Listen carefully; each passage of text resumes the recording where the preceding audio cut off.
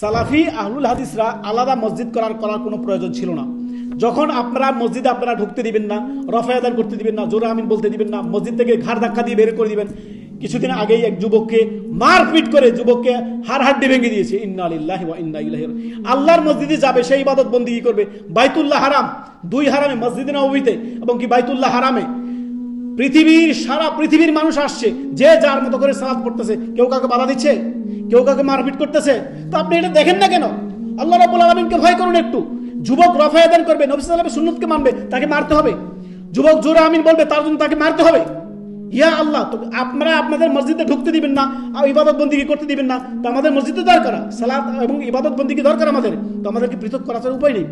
এখন আপনাদের কাজ হচ্ছে সালাফিদের মসজিদে আক্রমণ করা, সালাফিদের মাদ্রাসা আক্রমণ করা, তাদের ওয়াজ মাহফিলে আক্রমণ করা। এগুলো দিয়ে হবে না ভাই।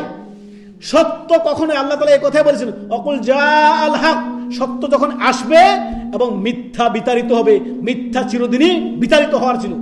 ওয়াজাহাক্কাল বাতিল ইন্নাল বাতিলা কানা যাহুকা।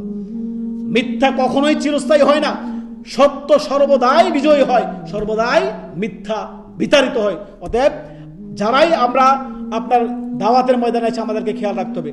যতই কটু কথা বলুক না কেন, যতই গালমন্দ করুক না কেন, আল্লাহর জন্য আপনি কি করবেন?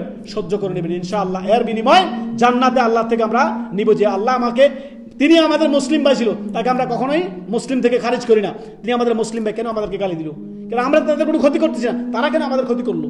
আমরা তো তাদের ইবাদত বন্দেগী, আমরা আজ পর্যন্ত কোনো হানাফিকে বলছি যে সালাফি মসজিদে আসো না? আহলান সাহলান, তুমি যেভাবে ইচ্ছা সালাত আদায় করো, কোনো অসুবিধা নেই। তুমি যদি যেটাকে হক মনে করতেছো তুমি আদায় করো, ক্ষতি তো নাই, আমার কোনো ক্ষতি নেই, তুমি আদায় করো।